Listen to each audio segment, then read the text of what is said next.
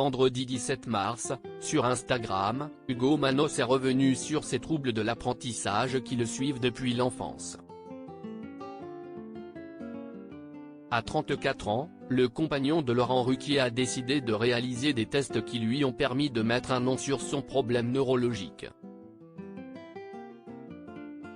Depuis près de 5 ans, Hugo Manos file le parfait amour avec Laurent Ruquier. D'abord très discrets sur leur vie privée, les amoureux ont fini par se confier en toute franchise sur leur relation lors de différentes interviews. Au cours d'un entretien accordé à Jordan Deluxe, l'ancien chroniqueur de TPMP People s'était notamment confié sur sa rencontre avec l'animateur star de France Télévisions. En fait, il m'a envoyé un message sur Instagram pour me demander plus d'informations sur la pratique de l'électrostimulation, vu que j'ai des centres de sport. On a discuté à propos de ça. Je pense qu'il avait repéré la bête.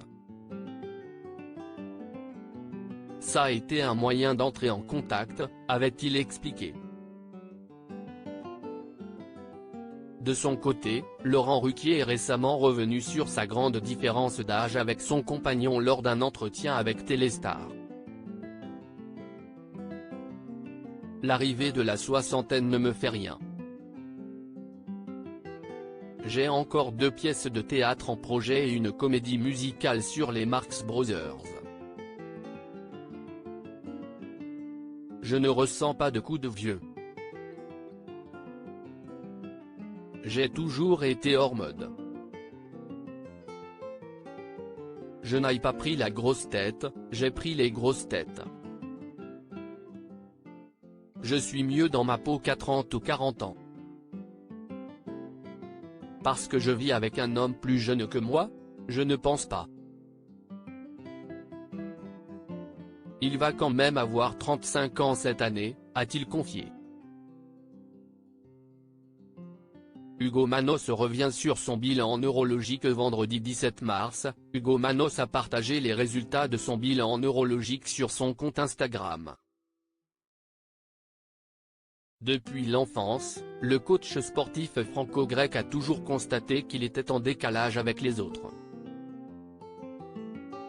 Tout mon parcours scolaire durant mon enfance et mon adolescence a été hyper compliqué, j'étais complètement hors champ, j'étais en marge de tout, je me sentais comme dans un système qui n'était pas adapté à moi, a-t-il d'abord expliqué, avant de donner les résultats de ces tests qui sont d'une banalité affligeante.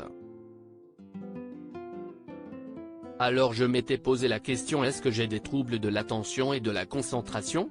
Apparemment j'en ai pas.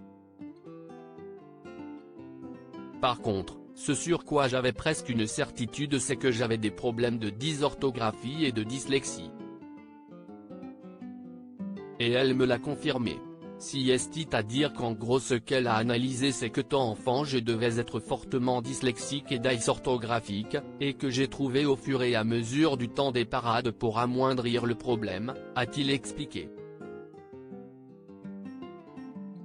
Des réponses, enfin après toutes ces années.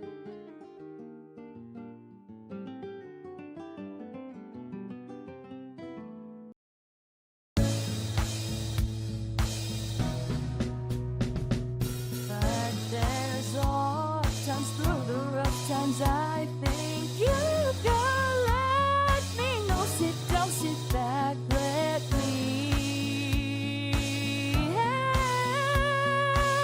you out.